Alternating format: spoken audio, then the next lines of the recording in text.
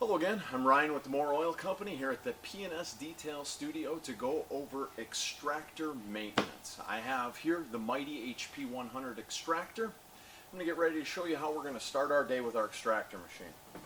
First thing I want to do is I want to come to my front tank and I want to fill my front tank with water to prepare for the detailing of the day.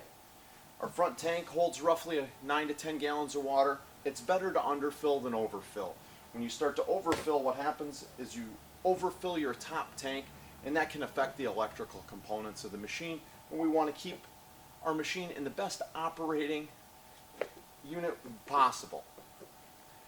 Once I'm ready with a full tank, I'm going to grab my wand. I grab my wand and I'm going to turn my pump on so I can prime my pump.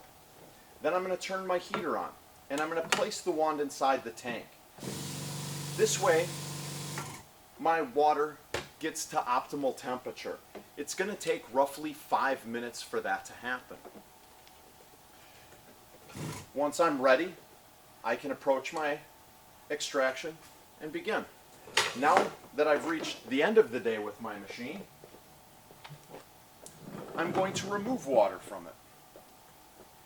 I'm going to grab my bucket, or possibly if you have a floor drain where you work, go to the back of the machine, pull the T-handle that's there, and water comes out. Like I said, it does hold around 9 gallons of water, so a 5-gallon bucket won't hold it all, so pay attention to what you're doing, otherwise you're going to have something else to clean up. When I'm done removing the water from the dirty tank, I go to my clean tank. Any water that's in my clean tank, I do not want to tip the machine forward and dump the water out, but I want to go back to my extractor hose, place my extractor hose in the unit, turn my vacuum on, and pull the rest of the water out. This is dual purpose. This helps clean my hose, get rid of some of the junk that's in it, as well as properly remove the sediment water from the tank. Then I go back up to my top tank again, remove whatever water's there, grabbing my bucket or either using my floor drain, and remove the excess water. Another thing I like to do is I like to remove my lid and clean the gasket area of the lid. Without a proper gasket and seal, the machine doesn't work as well as it should. And that's something we want to keep track of. Above and beyond all of that, we have our cord. At the end of the day, this is the biggest problem with extractor machines, is cord maintenance. Sometimes guys will pull it around the shop by the back of the cord, causing a problem there. Or when they pull it out of the wall at the end of the day, they do it from where they're standing and yank it out of the wall. You need to walk over to the wall and remove the plug from the end. This will help keep the equipment working the way you'd like it to. Once this is all done, we've completed our day with the extractor machine. There is one other thing that we want to do for regular maintenance, whether it be weekly or monthly, and that's descale the machine. The way we descale the machine is we take a product that's made by Mighty called System Maintainer. We pour the System Maintainer in the machine, and just like heating the water at the beginning of the day, we turn on our pump to prime it, and then we turn on our heater and we run the System Maintainer through by placing the wand back in the tank and letting the machine run. When we're all done, same deal where we suck it out of the tank and then dispose of it through the rear valve. And this is how we take proper care of our extractor. Thank you and happy detail. Thank you. Hi, I'm Ryan with the Moore Oil Company here at the P&S Detail Studio to go over basic buffer maintenance. Here I have the Rupus tool, most commonly used in our area. What I want to teach you about is taking care of your pads, taking care of your machine. First thing we're going to do is go over removing a pad. The way I like to remove a pad, let's say I'm changing this out, is to remove it from my backing plate. I hold the backing plate and I also hold the backing of the pad, peeling it away from the backing plate. Once I've got my pad removed, I like to check the tension on my screw in the center. A lot of guys tell me that their machines aren't operating properly and it's their backing plate just needs to be tightened. It's simple. There's usually a wrench on the side of your machine. You take your wrench off, you tighten your plate, and you're good to go. Once I place my pad back on the machine for daily use, I'm going to make sure that it's well centered, and then I'm going to prime my pad. I like to prime my pad with Epic, just giving it a couple of sprays, a light mist, and I rub the pad then with my hand. Then when I place my product on my pad for buffing, I like to place 6 even dots around the pad. Then place the machine down on level 3 on your machine and leave it run for about 30 seconds. This helps prime the pad. You don't need to move it around on the surface. You can just leave it in that one place and make sure that you're getting rotation with the pad and you're keeping good even pressure on it. Now that it's the end of my day, when I remove my pad again, remembering to keep my backing plate down, take care of my pad for the day so that after I've washed it I can leave it to dry. If I'm ever putting my machine on the ground, I make sure to set it on the ground, not lowering it to the ground by the cord. It causes a lot of stress on the cord and damage to our machines. Another thing I also want to make sure I do is when I unplug the cord from the wall, I don't yank it from my current location. I walk over to the wall and grab the end of the cord. These are the basic maintenance procedures that'll keep your machine working well for a long time. Thank you. Happy detailing.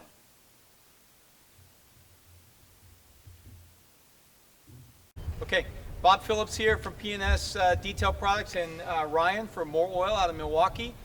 Today we're going to talk about the proper cleaning and degreasing techniques of a motor. Ryan, can you tell me some of the challenges that we face in degreasing a motor? Well, first of all, we've started off with some debris in our car. We had pine needles and tree leaves like we do. Everybody seems to park underneath a tree, whether at work or at home. So we blew that off with air. Next, we want to make sure to not use too much water when we degrease. Oftentimes we have electrical components that we don't want to spray with water and have issues with a car that doesn't start when it leaves our shop. So we've taken the time to blow out the debris and get ready to spray our degreaser on. So basically what you're basically saying is we almost surface degrease on a motor today, right? Correct. Because we don't want to blow stuff down into the electrical components because how expensive they are and the risk of damage. Absolutely. Yeah. And we also use a pressure washer because a pressure washer is great at surface cleaning without introducing a serious amount of water into the motor compartment. So today we're going to use Hot Shot Degreaser in a pressure sprayer. Ryan, you want to lift that up? So we've gone ahead and diluted this product 4-to-1. The reason we use a pressure sprayer is because that way we're just not sitting here working our hands, right? Just really efficiently applies a nice even coat of product. Once we've applied that, we'll allow that to sit for a few minutes and then we'll pressure wash it off, and then we'll come back with our dynamic dressing, which is a fantastic dressing to use for dressing motor compartments, and we diluted that product 4-to-1. So Ryan, why don't we go ahead and apply some product to the engine compartment? I start up high because things fall down, so I'm not wasting product as I go. Getting a nice even coating along my way. I work my way through the engine so I'm not wasting time going back over places I've already been. In detailing, time is everything. We want to make sure to conserve our time and conserve our products. So that's why I like using the pressure sprayer so that I don't waste product.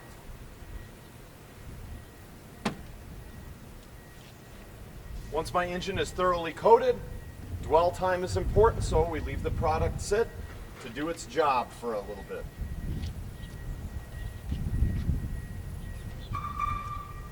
Nice job. Thank you. Okay, so now that Ryan has applied the product efficiently around the motor compartment and we've let it set, we're basically going to take a pressure washer and we're going to rinse the motor. One of the things we want to make sure we concentrate on is start from the top, rinse our way down, and then when we get around some of the integral electronic components, we're certainly not going to purposely blast them with the water pressure. So let's go ahead and turn the pressure washer on. Awesome. Always start the pressure washer on the ground and then come up to the motor compartment, just kind of from a safety perspective.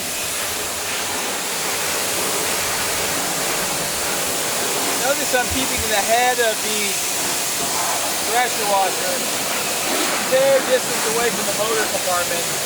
That way we're getting a broader spray pattern, and then also we're not really heavily forcing the water by pressure into the electronic components. Okay, I'm thinking we're just about done there. All right, so we'll fire that off.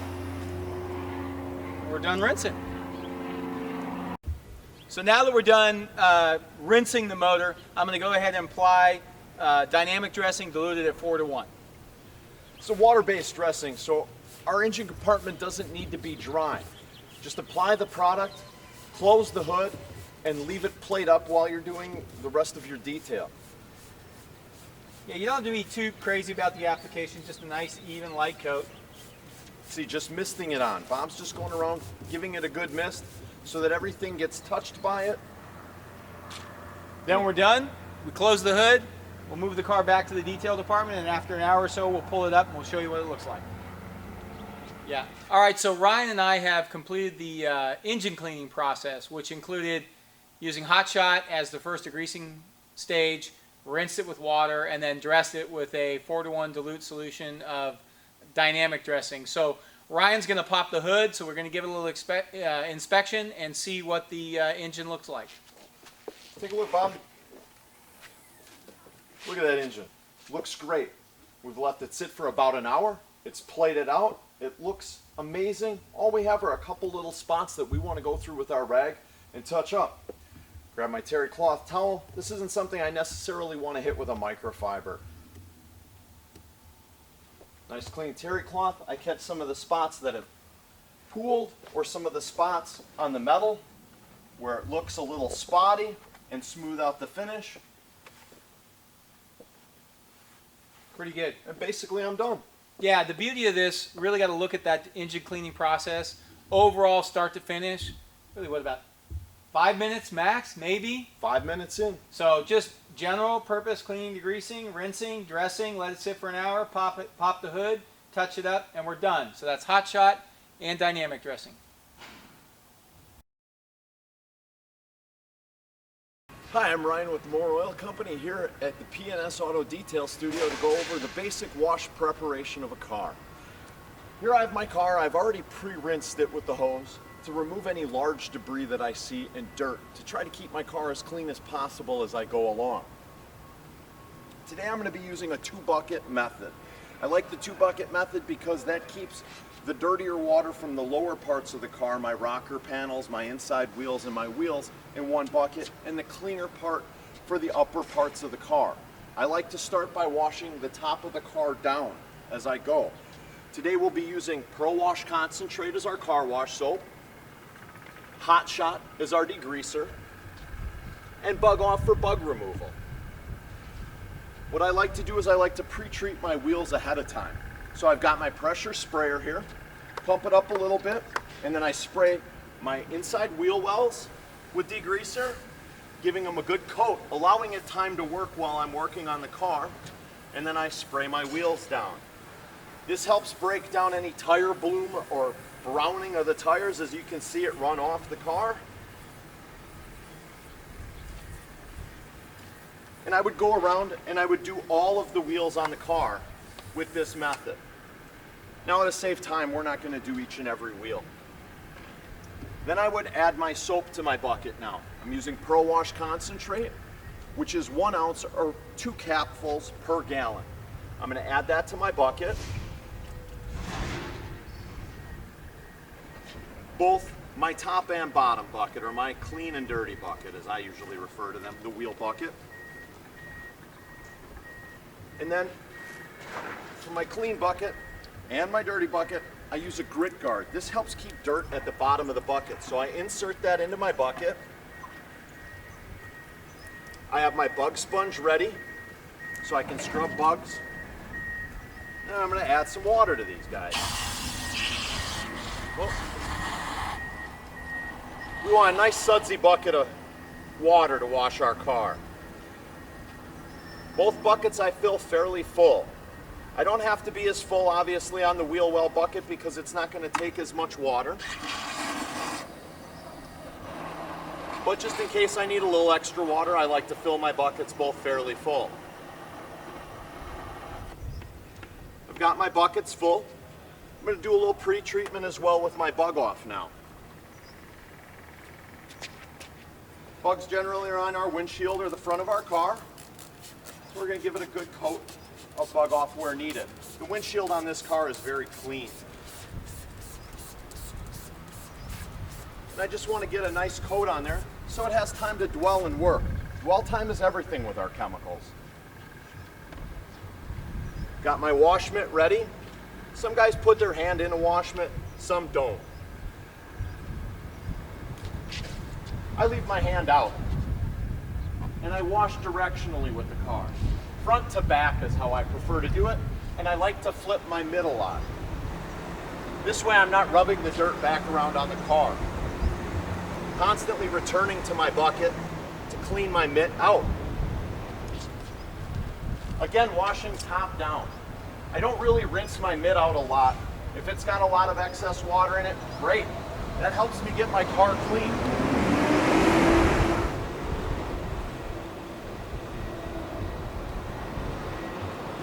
Again, frequently going back to my bucket and making sure that my mitt is clean.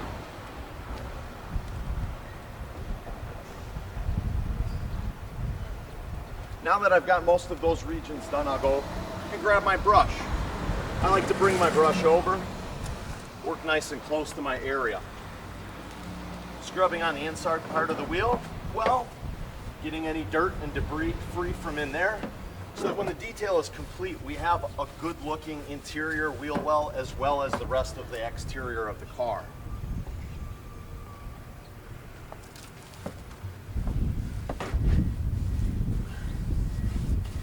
I always, again, prefer to work top down. I feel that way. The water and soap do a little bit of work for me. Try to get in every nook and cranny of that wheel I can. Because the idea is to get this car reconditioned to the point where it looks like new. Or as close to new as we can get it as auto reconditioners, porters, detailers.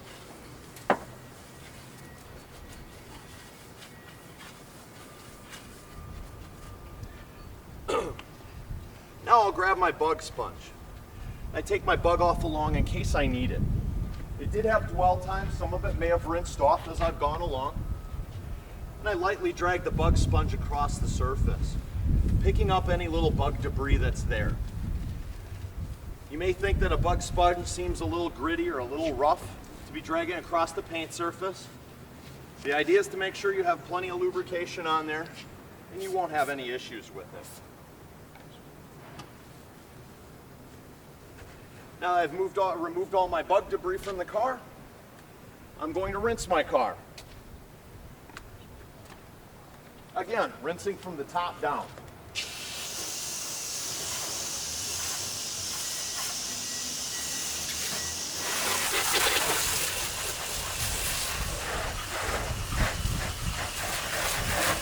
I didn't do my other wheel just for the time of the video that we're getting here. You can see by that wheel that we have a pretty clean wheel. We may not have to attack this wheel with any sort of extra wheel clean.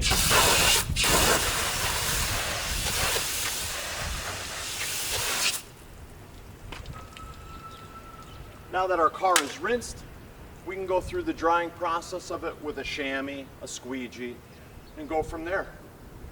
So this is the basic wash process for a car. Thank you, and happy detailing.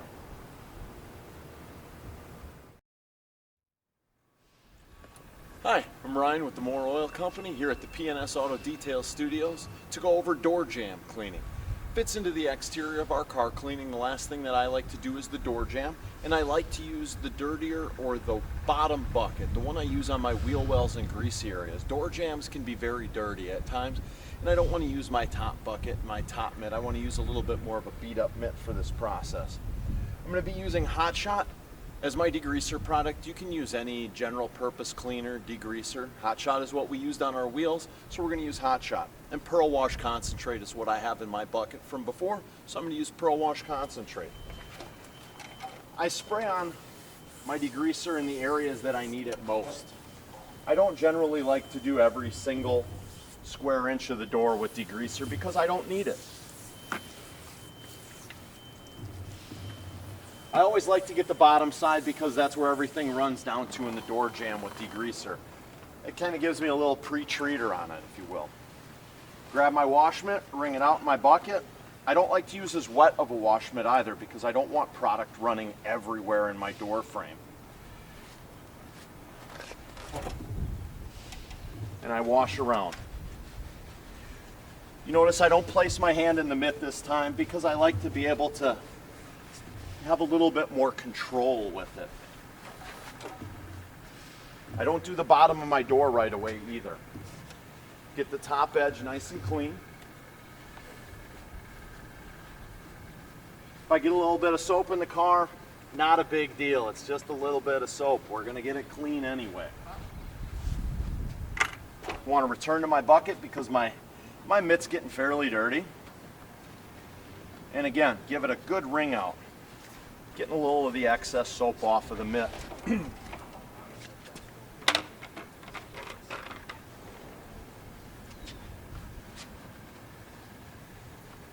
Yeah, good, nice, clean door jamb. Now I'm going to run across the top side. And you can see I've kept that mitt nice and dry so that I don't end up with soap suds running everywhere in the car. Now that I've got that done, I'm going to grab my hose. I'm going to rinse everything down. When I do the rinse process, I don't necessarily rinse the top portion of the door. I rinse from about the window section down on the door, so I don't get too much water in the car. Run along my bottom door edge.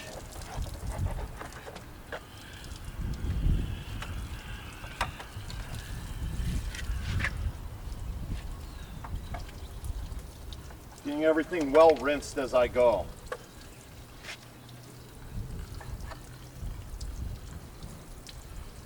All right, once I've got everything well rinsed, I grab my rag.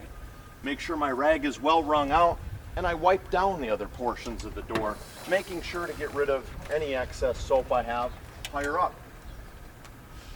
Always folding my rag into quarters.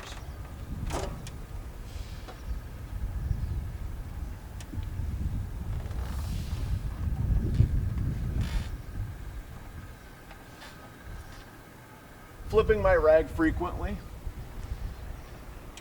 just to make sure any dirt I have, I'm not scrubbing around creating some sort of roughed up area. And because I do this, I really only need to use one rag for this process.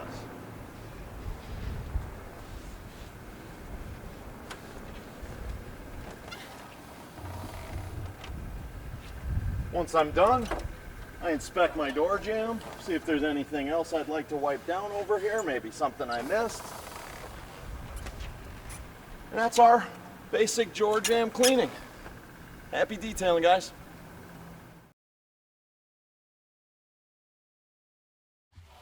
Hey, how's it going? Bob Phillips, Detail Studio. Today we're going to talk a little bit about proper dressing of tires. Before we start talking about dressing, though, we got to talk about the various types of dressing that are available on the market. I've got 3 products lined up here. One is called Shine-All, one is called Wipe and Shine, and one is called Multi-Dressing. They're all tire dressings. They all use the same gloss enhancing agent, silicone. It's how you get them on the tire that makes them different. The first one, Shine-All, is a water-based silicone emulsion used to dress tires. Typically wipe applied, it also can be spray applied. The middle one, Wipe and Shine, is kind of a hybrid. It's called a gel. It's still silicone and water, but it's in a gel format. This particular product performs well on wet tires, and this one is hand applied with a sponge. And then what typically is most popular amongst professional detailers is the product called Multi-Dressing, which is a solvent silicone-based tire dressing that is spray applied. They all have pros and cons. Obviously, the wipe applied is you can control the application. The spray applied is fast and easy. However, then you get the dressing all over the rim, maybe around the actual fender well, and then on the floor. And that's one of the reasons that we actually use this type of floor mat is in our shop, because we don't want the dressing to get down on the ground because then it's a slip hazard. So we actually position the mats in front of the tires and then pull the vehicle over the mat so the residual dressing that comes off the tire, the silicone, settles onto the mat and doesn't get onto the floor and make it slippery. So today, on this particular occasion, we're going to hand apply Shine All to the tire surface using a foam applicator pad here. We apply the dressing to the applicator pad.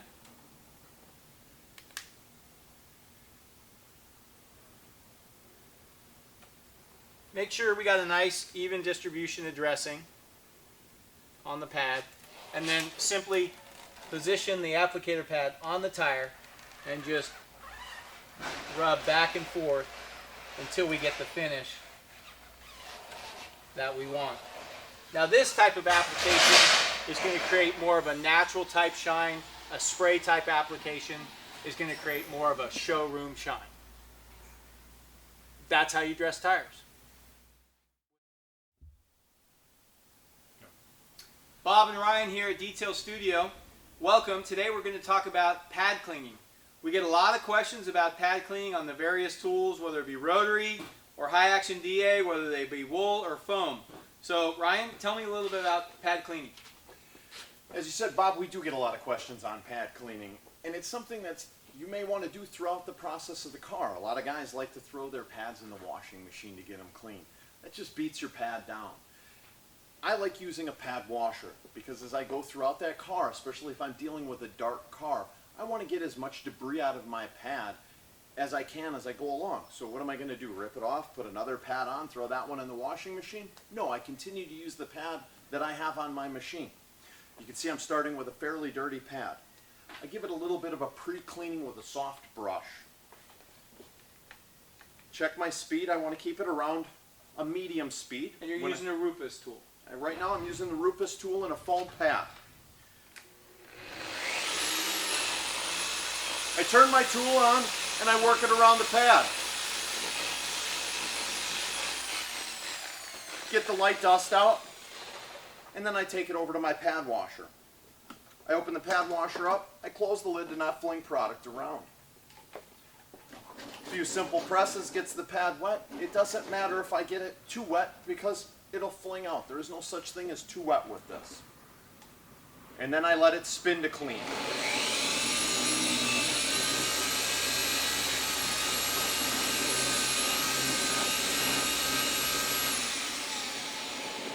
That's all the time I leave it spin to clean, and then the rest of the time now, I'll crank my machine up to throw the excess water out.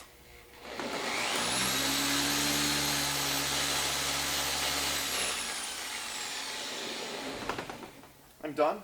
I pull my pad out, and as you can see, I've got a clean pad. Nice Very job. little effort. One of the techniques I noticed you did was the brush. That's something you could just do throughout the detail process. You don't necessarily always go back. This is more of a serious clean, right? Absolutely, yeah. Sometimes I'll just brush a pad and then continue to go throughout the car. Right. So one of the things you talked about is washing. A lot of guys talk about washing wool pads. We're dealing with a rotary tool. Basically, we're going to duplicate that process, but maybe using a little different technique, maybe using a pad spur or something like that. So what we have is a rotary tool here that we're basically going to flip over on its back. First, we got to check the RPM. It's at 3,000. I think we'll slow it down a little bit. Yeah. Yeah. So we'll drop it down to kind of a slower speed. Flip it over on its back. Spur it. This is to get the majority of the debris out of the wool.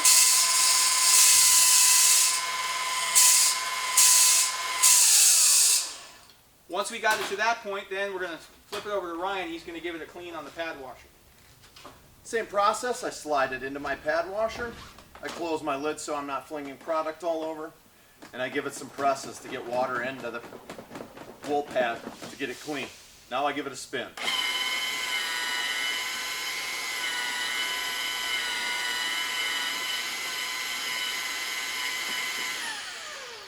That's it. It should be clean. So then I'll crank my RPMs up a little bit to fling the water out of the wool pad.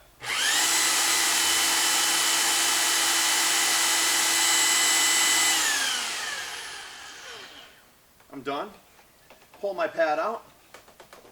Give it a view, Bob. Nice job. All right, so those are the basic steps to cleaning, whether they're wool pads on a rotary, foam pads on a high action DA, or foam pads on a rotary. Doesn't matter. Use basically the same techniques to clean pads. Excellent. Thanks, Bob. You're good to go. Hello again. I'm Ryan with the More Oil Company here at the P&S Auto Detail Studio. going over fallout removal. What is fallout removal? Fallout removal are paint imperfections that sit on top of the paint after I've washed the car and prepped it for detail. These are things I can feel, such as, Start over. They're not paint imperfections. there's, Sorry, that's like a deal breaker, right? yeah, absolutely. Is That's there- cool. So, didn't mean to stop you. No, Go yeah. ahead and start anytime you want. Hi. Hello again, I'm Ryan with the More Oil Company here at the P&S Auto Detail Studio going over fallout removal. What is fallout removal? Fallout removal is environmental impurities that have landed on our paint, causing bumps in just a not smooth surface. It may be rail dust, it may be brake dust. It comes from a variety of different areas. So what I want to do is have a nice clean surface, a washed car to start with. My car here has been washed and I can feel that the surface is rough. And I can do that one of two ways. I like to use a plastic bag, and with that plastic bag it's like a magnifier as I rub it across the surface and I can feel how gritty it is. If it's smooth, it'll just slide right along. Using a bare hand, you don't feel it like you do with the plastic bag. The plastic bag helps magnify it. So what I'm going to want to do is I'm going to want to use a surface lubricant like Epic Waterless Wash and my Perfect Clay mitt here. I apply Epic to the mitt and Epic to my surface, making sure I have a generous supply of lubricant on the surface. I like to use forward and backward motions on the paint surface to make sure I can feel and see where I'm going. If I hear and feel a gritty area, I like to work that area to make sure I get it clean. Once I can tell that that area has been cleaned, I work my way back down the paint. The paint finish feels smooth, so I grab my microfiber towel to clear off any excess product I have or lubrication from the mitt. Using water for lubrication is not a suitable lubricant. Water just will not do it. You want to make sure to use a good product like Epic to get that surface well lubricated. Now that I've got a nice dry surface, I can come back again with my plastic bag, placing my hand inside of it and feeling the surface. The surface as I feel it is nice, smooth, clean, and that's going to give us a great base for working on our car, waxing it, and having a great looking paint finish. Thank you, and happy detailing. Hey, Bob Phillips, welcome to the P&S Detail Studio. Today, we're going to be conducting a two-step paint correction process using the Rupus tool. One of the benefits of the new high action DAs is it's really taken what used to be a three-step process and positioned it now down to a two-step process. I can't think of any situations really where you have to really do a three-step process in a high production environment. Today we're working on an Audi A6 black metallic. It's got 31,000 miles on it. Typical damage, right? Just needs a little more than a polish, so we're going to do a little compound or a paint correction step and then a polish step to basically bring out the gloss and add some protection to the painted surface of the vehicle. Before we get started, what I'd like to do is talk about some of the tools that we have here that we're going to use to do this process. First thing we have is to remove the industrial fallout. We have our paint gloss product and our Perfect mitt, or clay mitt, or clay towel as it's popularly known. That's used to remove the industrial fallout off the surface. Then of course we have our buffer. This is the Bigfoot Rupus 21. It is a high action DA tool that's become really popular on the market. And then we have some microfiber towels. Always want to have a good supply of microfiber towels. Our Black Insanity towel for the final wipe down to make sure we don't scratch the surface.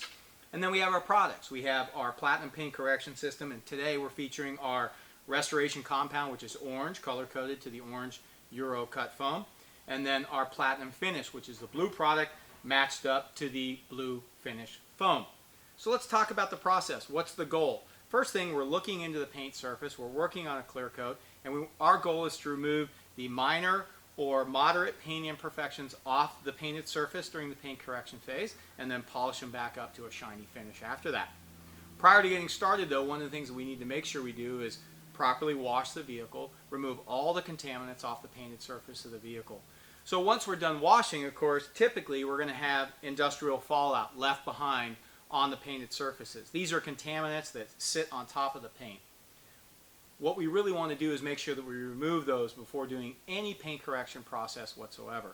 The reason for that is these particles sometimes can be rather large, they can be rather hard, they can actually create more imperfections if we don't remove them. So what can happen is when we're doing the buffing process, we will break them loose and actually drive them into the paint, thus actually doing more damage. So we want to make sure we remove them first.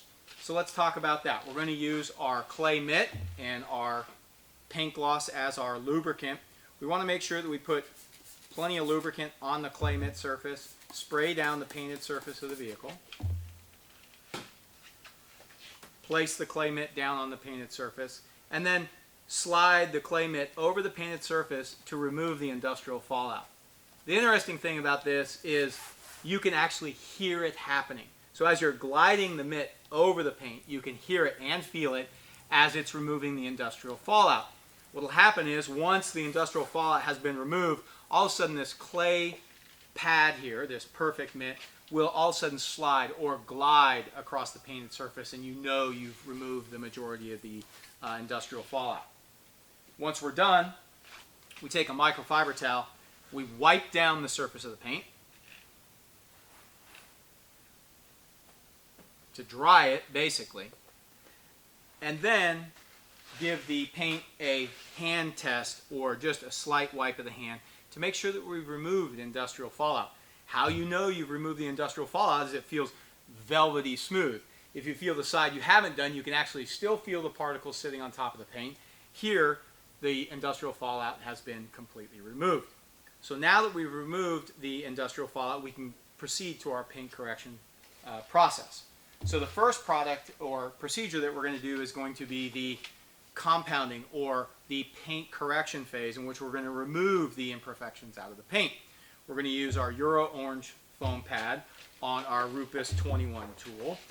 When we attach the foam pad to the Rupus 21, we line it up perfectly to get it nice and balanced. Give it a nice firm press down to make sure that you got proper connection to the Velcro. And then, since the pad is brand new, we have to prime the pad. Once you've done that, you don't necessarily need to do that for the rest of the vehicle, but certainly we got a dry pad. We're starting out our detailing process right here. So what we're going to do is we're going to use paint gloss, just a light mist. I don't like to put a lot on there, just enough. Rub it around with the back of your hand. The reason we use the back of our hand is that if we happen to be rubbing the paint surface of the vehicle, we can pick up debris.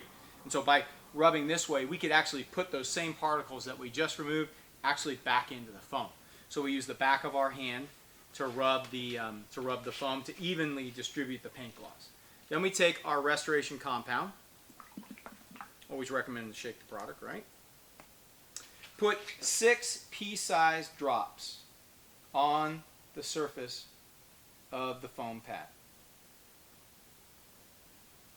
Just like so. Don't have to be that uniform. All right. Then we're going to place the pad on the painted surface of the vehicle. We're going to set our tool on 3, and we're going to fire up the tool and let it just spin or work on the painted surface for 25 to 30 seconds to get an even distribution of product. We'll fire it up.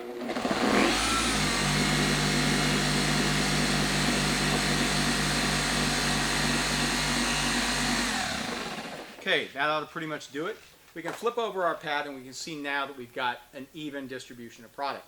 Now we're going to go into our paint correction process, and we're going to work a 2-foot by 2-foot area, focusing on removing the imperfections. It's going to take about 2 to 3 or 4 passes, depending on what you feel. And then we're going to put about, 10 pounds pressure, not a ton of pressure on the pad. Let the tool do the work, let the pad do the work. Put enough pressure on the buffer to control it, not force it into the paint. So I'll fire it up. I'll put my tool back up on 5 or 6.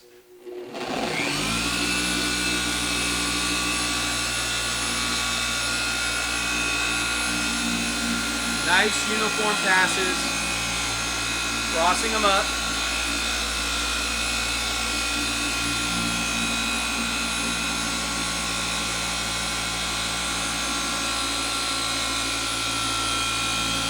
As I'm doing this, I'm looking into the paint to see if the marks or imperfections are being removed. Sometimes if I see a spot where I need to put a little more energy on it, I'll hold the tool there. I'll just keep working it. The beauty of this tool is you really can't burn the paint, so you just keep working it till you get what you want.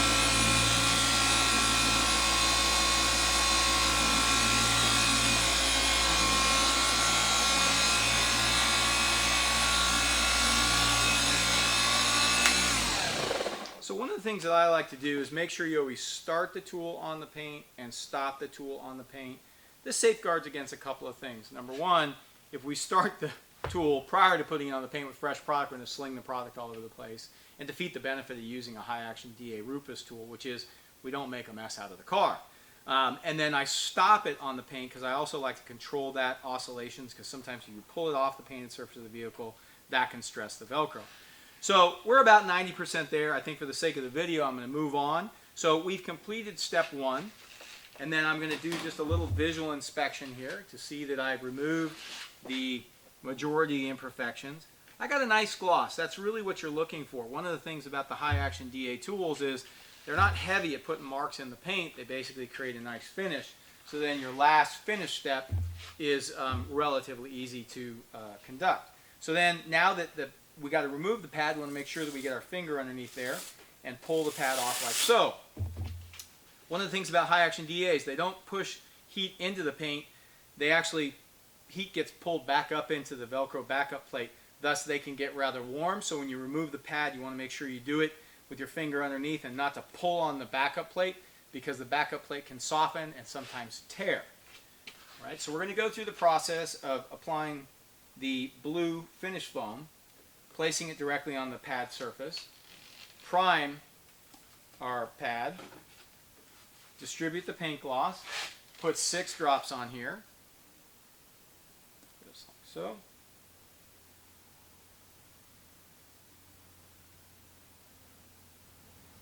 Okay, the beauty of Platinum Finish is it's a finished polish, but it also has a wax protected in there. So basically this creates the second step is your final step. We're going to go ahead and place the buffer on the painted surface of the vehicle. Make sure we got our speed on 3 and do the priming process.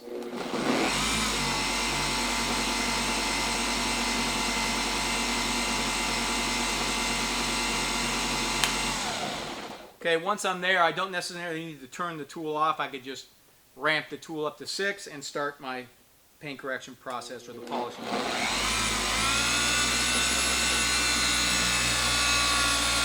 Still working a 2 foot by 2 foot area.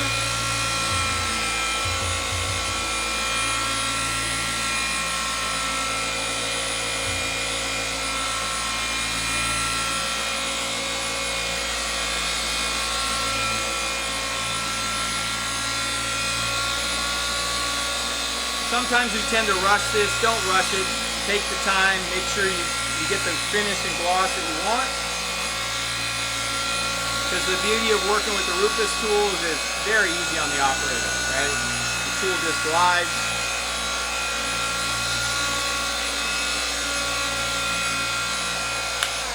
Stopping our tool on the paint. Remove the tool. Set it down. And then we'll come back to our Insanity microfiber towel. Wipe off the last bit of product. Look at your finish. You got a nice gloss. You got a coat of protection. That is essentially a 2-step paint correction process using the Rupus tool and our Platinum paint correction system. Thank you. Hi, I'm Ryan with the More Oil Company here at the P&S Detail Studio to show you trunk cleaning. Today we have a hatchback car. It would get detailed with the rest of the car, but let's say you have your standard coupe and it's got a trunk. You may want to ask your customer, would you like to have the trunk detailed? In the detail environment of the auto dealership on a trade-in, no matter what, you're going to end up detailing the trunk of the car, and you may end up popping the rear tire, the spare tire area, and cleaning that area as well. I want to make sure to keep my bags handy to be able to place the customer's items in the bags so I can keep track of them.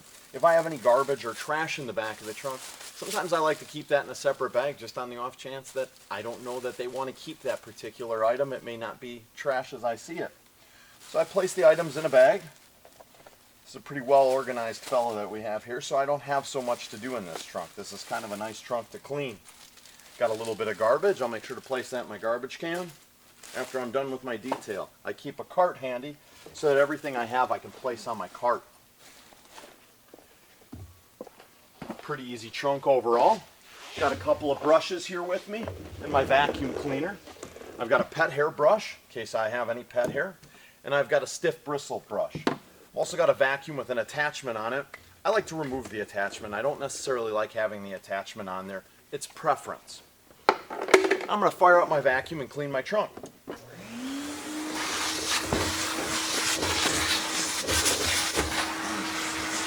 I try to sweep up or pull up any large debris right out of the gate before I start brushing it around.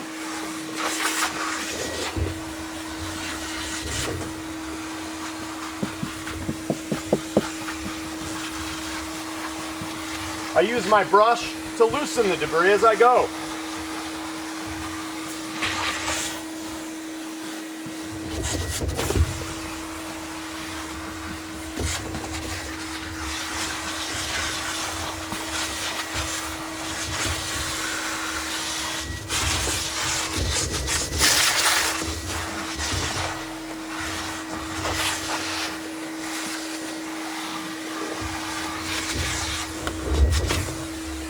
There we go. Done with my vacuum. I take an inspection of the trunk to see how it looks, see if there's anything I've missed. Trunk looks great. Wish everything was always this easy when we're detailing a car. Thank you. Happy detailing. Hello, Bob Phillips Detail Studio here today to show you about dry cleaning of carpets. One of the biggest problems in our industry is detailers use extractors. Extractors are a great tool when used properly, but commonly they're not used properly. We tend to oversaturate the carpet, thus introducing a lot of water, which create mildew and odor problem for the interior of the car. When we're cleaning carpet, really what we want to do is work on the top surface of the carpet. So today we're going to demo on this wonderful mat. No one can accuse us of picking the cleanest mat available. We're going to use two chemicals. We're going to use our EnviroClean as our, I'll start that over, EnviroTreen. Yeah. Okay. Hello, Bob Phillips here, P&S Detail Studio. Today we're going to show you about dry cleaning of carpets. We're going to demo on this wonderful carpet mat, nice and dirty. We're going to demo on this mat, but what we do here you can duplicate on the interior carpet of the vehicle. We're going to showcase a couple of products and a couple of tools. First, we have our Terminator, which is our spot and stain remover, and then we have our EnviroClean, which we dilute 8:1 as our overall surface cleaner.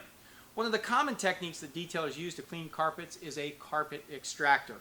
Carpet extractors, when used properly, do a fantastic job, but we find sometimes they're not used properly and we introduce too much water into the vehicle. Thus we get mold and mildew and smell issues, and a lot of times just surface cleaning the vehicle or the carpet is a better way to go.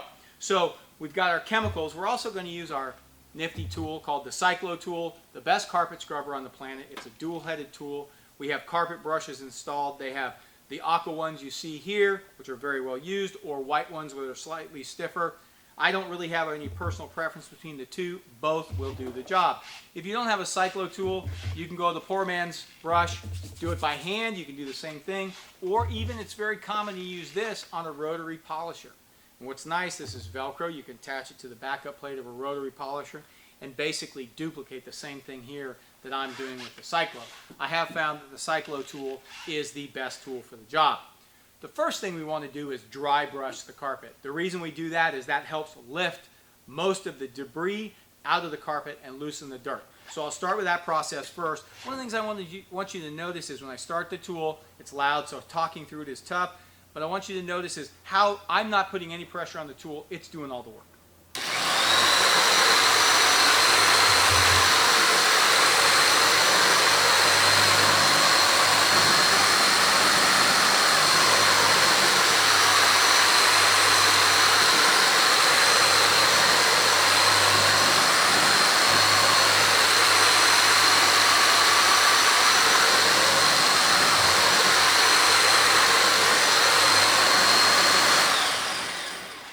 Now, I don't know if you could see what I was seeing, but on off camera, what I see here, maybe the camera doesn't pick it up. But boy, the dirt is just flying out of that carpet. So then once I'm done doing the pre-brush technique, then I want to fire up my vacuum and pull some of the dirt out of there.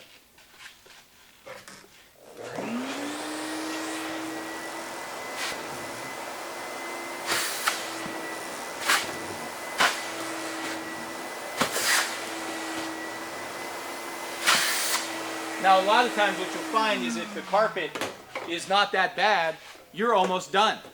But in this case, we know this carpet's pretty bad. So what we're going to do is we're going to use our Terminator first, and we're going to pre-treat all the spots, and then we're going to use our overall treatment over the top of that. So we're going to focus on the really bad spots, making sure we concentrate on the grease, what could be coffee, things like that. Just hit them. Try not to use too much chemical, because the less we put in, the less residual we're going to have left behind. All right? Once we treated it with the Terminator, then we take our EnviroClean and we just do an overall light pre-treat of the carpet. Now, one of the things when you use a carpet extractor, we don't have the advantage of dwell or time to let the chemical work, because we're quickly injecting the solution into the carpet and we're sucking it right back out. Now, when we're doing a dry cleaning process, we basically can spray this carpet, treat the whole interior of the carpet, and you want to let it set for 2 to 3, 4, 5 minutes. Let it dwell, let it do its job.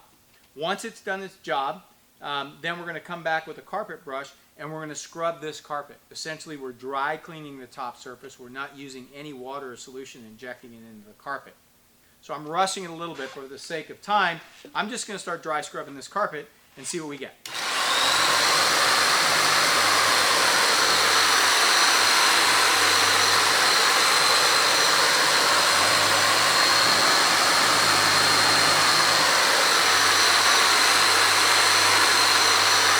Still concentrating on letting the brush do all the work.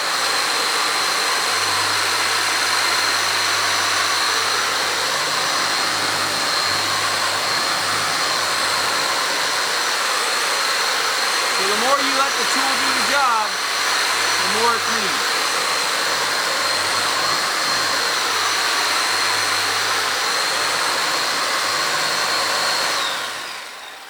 Okay, so we've done a really nice job scrubbing that carpet. But we still got the residual chemical left behind that we got to pull out of the carpet. So you got a couple of methods. You could use the vacuum to pull it out as your final step, or kind of the secret of the trade is to take a white terry towel. This is not too white, but it'll work for what we want. And we actually wrap it around the head of the Cyclo tool. A bigger towel than this is better. You wrap it around like so, and then we start up our Cyclo tool, and what that does is now the towel pulls the moisture out of the carpet. Adds another level of cleaning.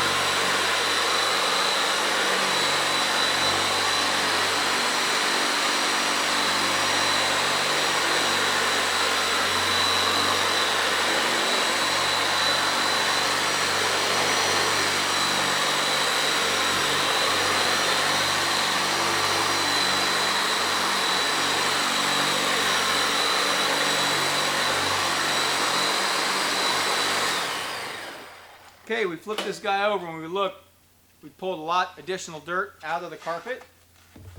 Maybe give it just a final brush down. But that's your safe, effective way to dry clean carpets. Thank you. Hello, Bob Phillips, P&S Detail Studio here. Today we're going to show you about interior cleaning and carpet extraction.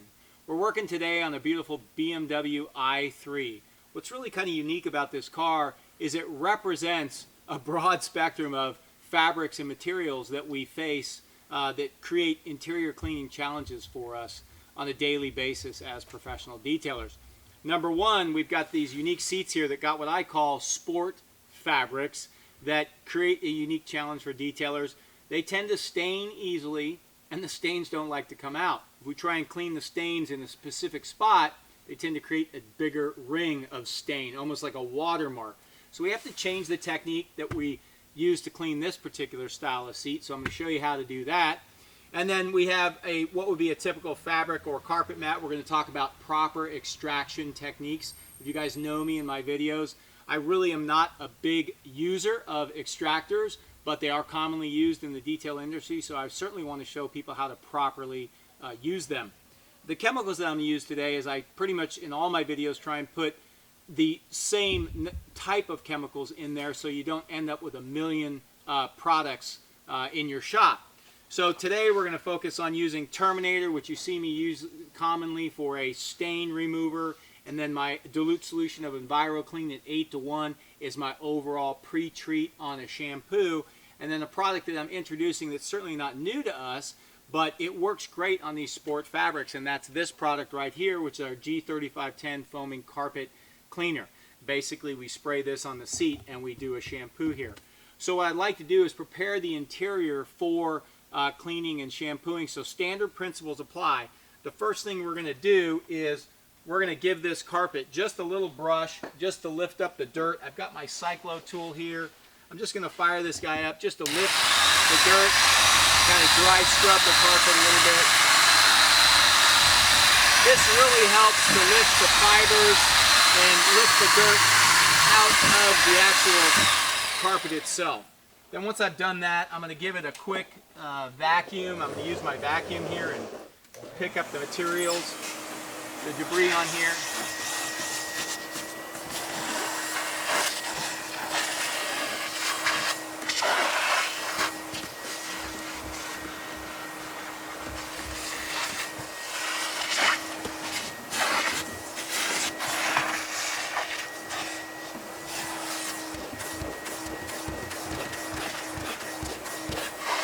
So we've got the mat pretty much clean, or the carpet pretty much vacuumed.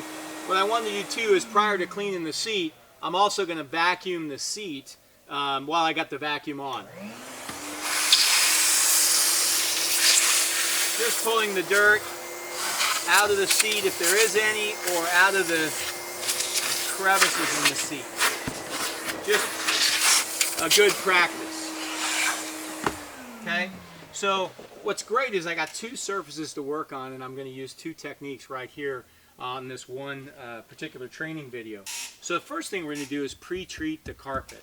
So I'm going to take my Terminator and my EnviroClean general purpose cleaner to pre-treat the carpet. So first thing I'm going to do is, obviously I got some really nice grease stains right here that I want to focus on with my Terminator, and I'm just going to hit those a little bit. I don't like to use too much product, but you know, when you got stains, you got to use enough to lift them or to treat them.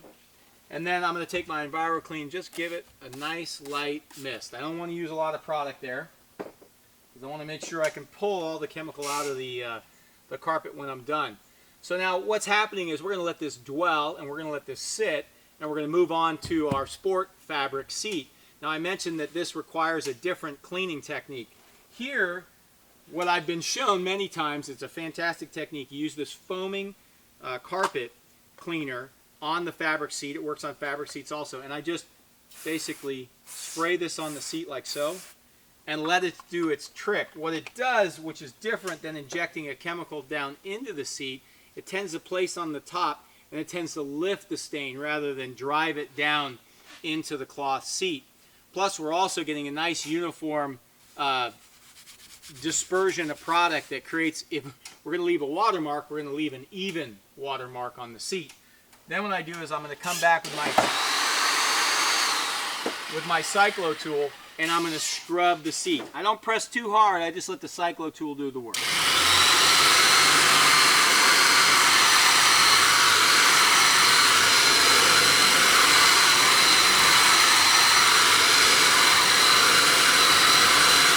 If I see a stain, I focus right on the stain, make sure it's scrubbing or cleaning the stain. And that's basically it. They sell different types of brushes. I make sure that we do not use the really, really stiff brush, which is the black bristle on these types of seats, because you're going to mar or damage the material.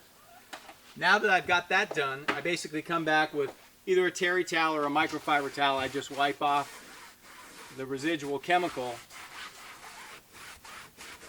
and I really have a really nice clean seat. As you can see, it's lifting the dirt off there. Give it one more shot. What's nice about Terry is it tends to pull the moisture right out of the fabric, and you get a really nice, clean, uniform finish on that seat. Well, now what's been going on is now that we're done with the seat, you can see that the stain's gone, the seat looks nice and clean. We're going to move on to the carpet here, and I always like to pre-brush prior to shampooing, and since we have our Cyclo tool, we'll use Cyclo. But if you don't have Cyclo, you can use essentially a small brush like this and do the dry brushing. And if you're watching, if you see this on the video, you may not be able to see it, but basically the stain just went away. So it's absolutely an incredible technique of dry brushing. Or if you don't use this brush and you got a Cyclo, you can take your Cyclo tool, put it right on there, let the Cyclo tool do the work. The only thing you have to be conscientious with the Cyclo tool is it's a big, heavy tool. It does all the work, but you got to make sure that you're not bumping into things because the brushes will dent or mar some of the trim inside the interior. But what we want to do is focus on showing you proper shampooing techniques using an extractor. And one of the things is we do 1 wet pass and 2 dry passes. The common mistake that most detailers make is we get the interior too wet. So what I like to do is just show you the proper technique to shampoo the interior carpet. I'm going to fire up our extractor here. We got the vacuum going. You have a lever on the wand here. You depress this as you're pulling back. That's your wet pass. Then you come back with 2 dry passes. So here's my wet pass. I let go of the trigger. I come back, 2 dry passes.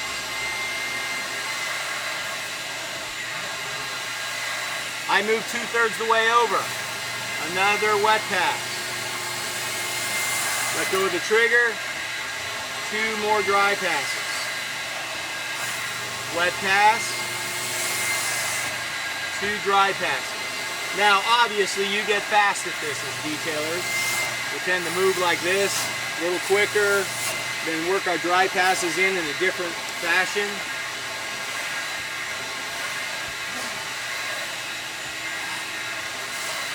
Okay, so one of the things about extractors is they're a great tool when you use them right. So remember, 1 wet pass, 2 dry passes, you end up with a beautiful carpet. We pre-treat, we hit the stains, we pre-treat with EnviroClean, we brush, and then we got perfectly clean carpets and seats. Thank you. Obviously, when you're done cleaning the interior, we got to dress it. So today I want to show you about the proper dressing of interior of vehicles. It seems like a simple process, but a lot of detailers don't do it right. One of the reasons they don't do it right is they typically, a dressing that they use on the interior comes in a spray bottle. So when it's in a spray bottle, they naturally assume that they're going to spray it around the car. The problem with spraying it around the car is you can't control where it goes. So for example, if you're doing the dash, you spray the dash, you get it up on the glass, then you got to re-clean the glass. Today we're going to use one of my favorite products on the interior called Natural Finish. What I really love about Natural Finish is it leaves exactly that, a natural finish on the interior of the car. When we're detailers, we want to clean and make the car look new. We don't want to make it look shiny and dressed. Our goal is to make it look restored. I also, along with Natural Finish, use a wax applicator. I use traditional wax applicators to apply dressing, not apply wax on the outside of the car, because I love the way they control the ability to dress certain interior components. So I'm going to take my Natural Finish, I'm going to spray apply it to my wax applicator, somewhat generous amounts, and then I simply just go over all the areas of the car, applying a nice coat of dressing. Now, I know detailers tend to be rushed, so sometimes this is the part that they tend to want to go extra fast at, but this is where you need to take your time and do it right and make sure you cover every area of the car. If it looks like it's starting to dry out a little bit on the wax applicator, go ahead and apply a little more Natural Finish. and just continue wiping where you left off. Notice I'm concentrating on just getting on the areas that I want to dress. This is a unique little car. Obviously it's got some wood here and stuff like that, so I'm just dressing what would be vinyl or trim on this particular car. Now once you've applied the dressing, if perchance it creates too high a gloss, then you can come back with a microfiber towel, knock it down to a little more of a natural finish. That's the way you properly dress the interior of a car. Hello, Bob and Ryan here at Detail Studio. Today we're going to show you how to properly clean glass using TruView Glass Cleaner, one of my favorite glass cleaners. One of the things I really like about TruView is it's a simple dilution ratio. 1 gallon makes 5 gallons of glass cleaner. What's that do for the detailer? That's an exceptional value and a product that works. And that's what we want, value and products that work. 5 gallons in a simple container to go. So we've got our 4-to-1 dilution ratio of TruView right here in the bottle. One of the things that we see detailers do a lot of times is what? They don't pre-treat or pre-clean their window, which is a simple process to do. You get a rag, you get it wet, just with simply water, and you give it a rub down. This is going to help remove any sort of smoke residue or any interior stains that we may have and get them out of our way so we're not just smearing them around on the window. Right, perfect. So once we've got that initial wipe down done, that simple process, that saves us a ton of time. And then we basically take glass cleaner. We never spray it on the window. We always spray it on a wax applicator. We like to use a microfiber lint-free wax applicator. We're not bashful. We apply plenty of product, and then we basically wipe it completely around the window, making sure that we scrub and cover every area of the window. What's nice about this is it conserves product, and it also doesn't give us product that runs down the window, possibly re-dirtying our door panel. So then we come back with a microfiber towel. There's all types of towels to clean glass. Your personal choice is fine. Whatever you like is great. It's about the technique. So we're just using a traditional microfiber towel. We come back and we box and fill the window. And we got perfectly clean glass. And then the last thing we need to do, drop the window down right there. Get your top edge. Pop it back up because there's going to be some moisture on the bottom. And then you basically do that last touch up on the glass. If you follow those steps every time cleaning glass with TruView, you'll get perfect glass every time. Hello again, Ryan with the Moore Oil Company here at the P&S Auto Detail Studio. And we're going through our 10-phase checklist. Phase 10 on our detail checklist is the manager's walk-around. The most important phase, where the manager takes a look at some of the neglected areas that possibly the detailers have left behind. Checking out the engine compartment, making sure everything is clean, degreased, and well detailed. Also looking at the nooks and crannies, possibly where some wax, polish, compound was left behind. Maybe he carries around a little soft hair toothbrush to get in there and polish some of those areas up. It's nothing that they necessarily need to bring the detailer back over, but something that's quick and easy to take care of. Looking at auto glass. The glass is the most important part of our detail. Last thing we want is a customer to sit down in the car and see dirty glass and assume the rest of the car is dirty when we've done a beautiful job detailing it. Sitting in the driver's seat, looking at all the knobs and instruments and areas that the driver is going to look at, making sure that all those areas are well detailed. Dropping down your visor and taking a look at your headliner to make sure that everything is clean up above and down below. Then stepping back and taking a look at the carpet, the door jambs. Once we realize that this is all complete, we can sign off on our checklist. It has 2 places for it, one for the detailer and one for the manager. And we can show this to our customer. This is what we've done to your car. There's not just one person that's looked at, but I've overseen what the detailer has done. This makes the customer feel good, and this helps the customer come back. This is what we want. We want a complete detail that the customer feels good about spending money on this clean car. And that's the detail process. That's our 10-step checklist. Happy detailing.